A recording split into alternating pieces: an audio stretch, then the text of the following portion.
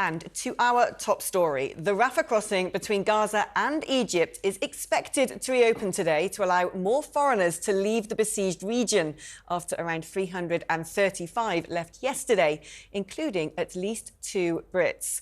Pressure is mounting on the Foreign Office to free hundreds of stranded British nationals, with many turned away after their names did not appear on approved lists at the crossing. Delays are being blamed on careful vetting by the Egyptians for links to terrorism. Gaza has witnessed fierce fighting overnight, with US President Joe Biden calling for a humanitarian pause in fighting to get hostages out. Among those are 32 children being held by Hamas in Gaza, whose faces appear on the front page of The Sun today, with a plea from their parents to bring them home.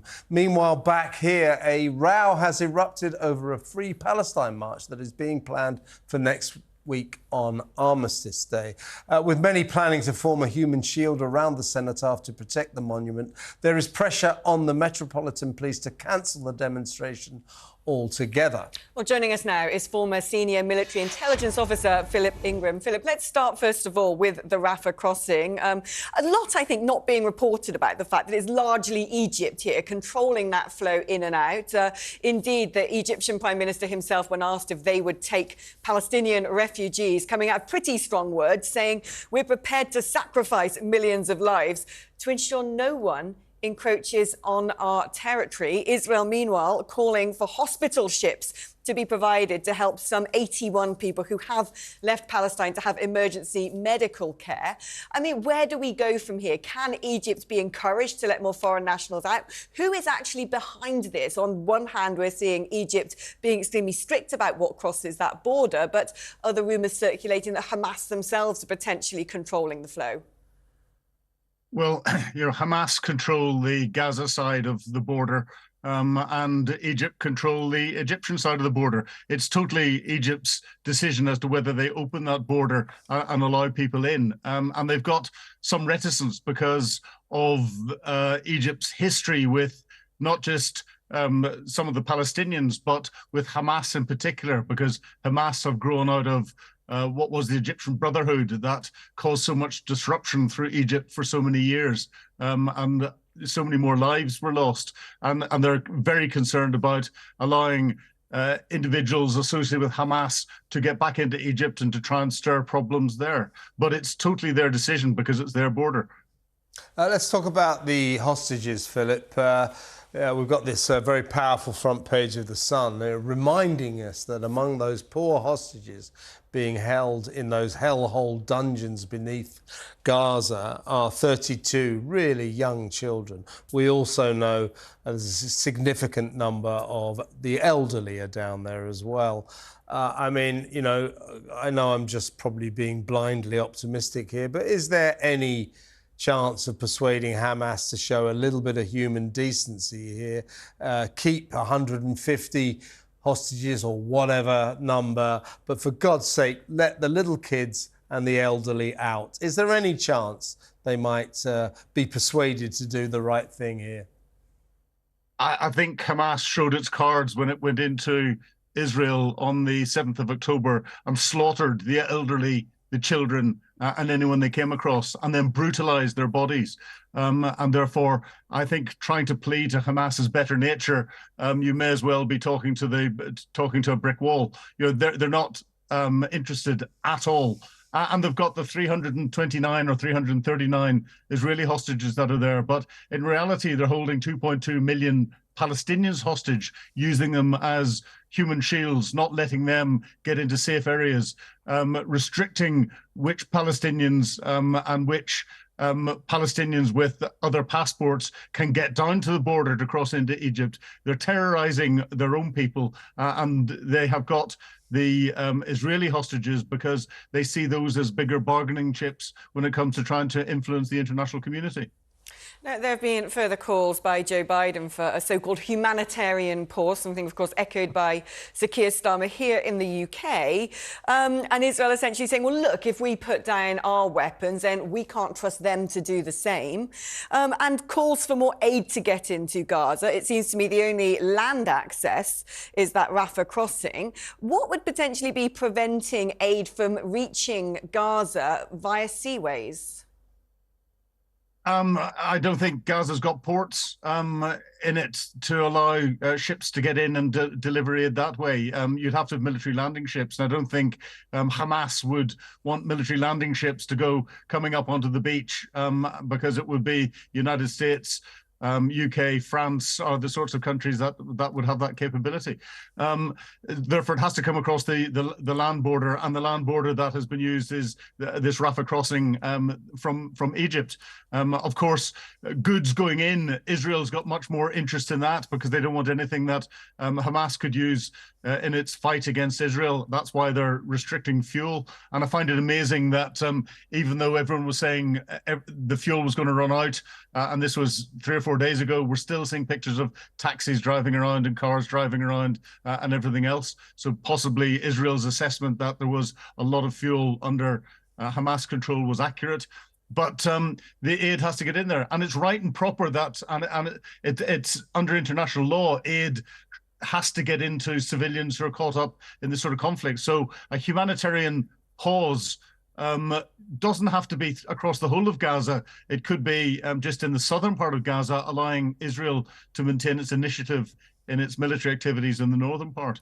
Yeah, by the way, a little reminder for Joe Biden and Keir Starmer, while you're playing your silly little linguistic games, a humanitarian pause is a ceasefire. So it doesn't help that these people are playing politics with this very tense situation, which has a lot of human lives at risk. Can we return to Britain, if you like, Philip, and the security risk here?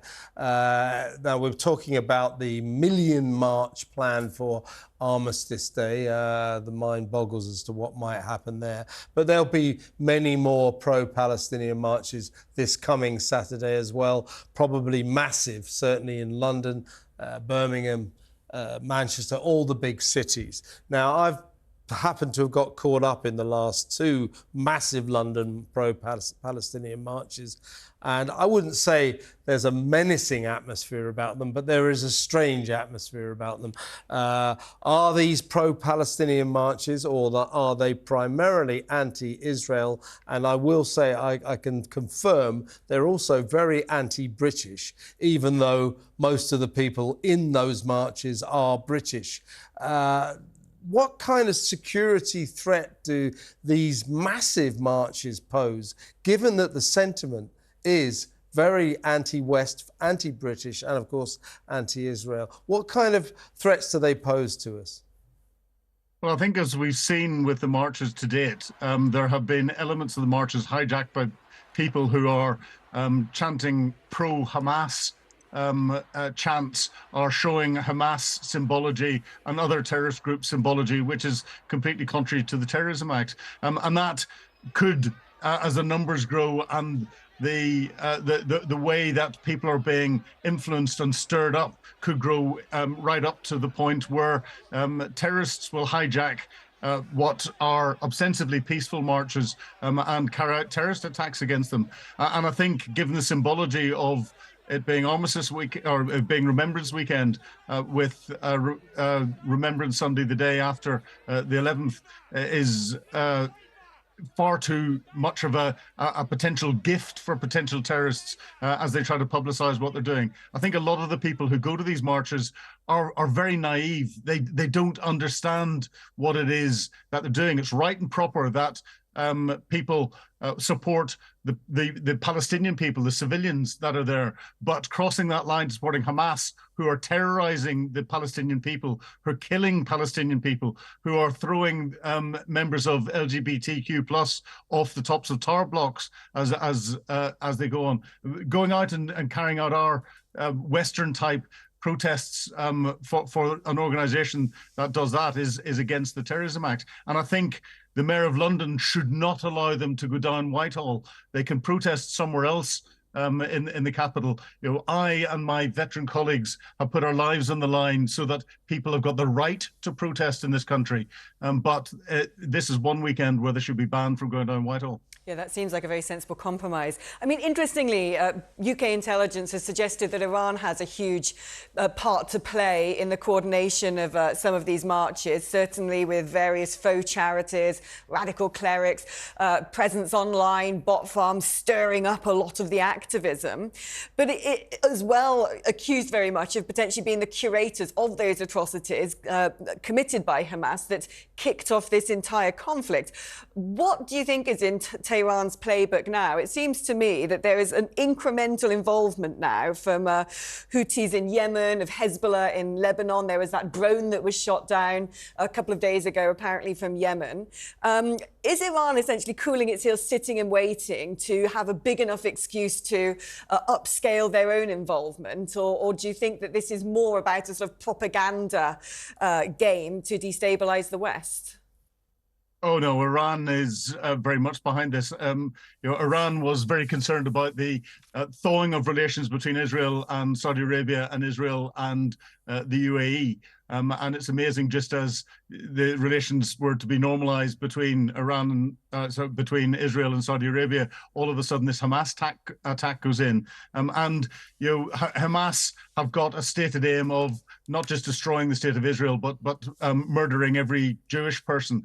You then get into Lebanese Hezbollah that's backed by Iran. Lebanese Hezbollah's main aim is the creation of a wider caliphate where Tehran is at the center of the caliphate and the Ayatollah leads a wider regional caliphate, bringing together all of the Arab countries.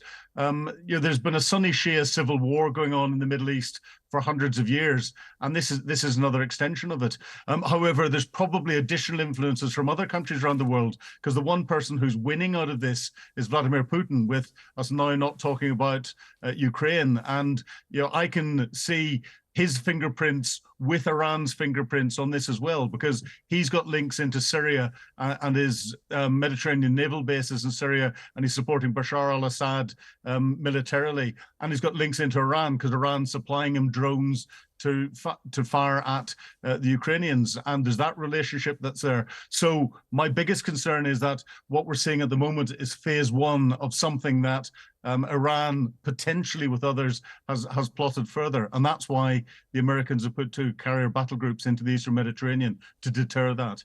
Yeah, thank you so much, Phillip Ingram.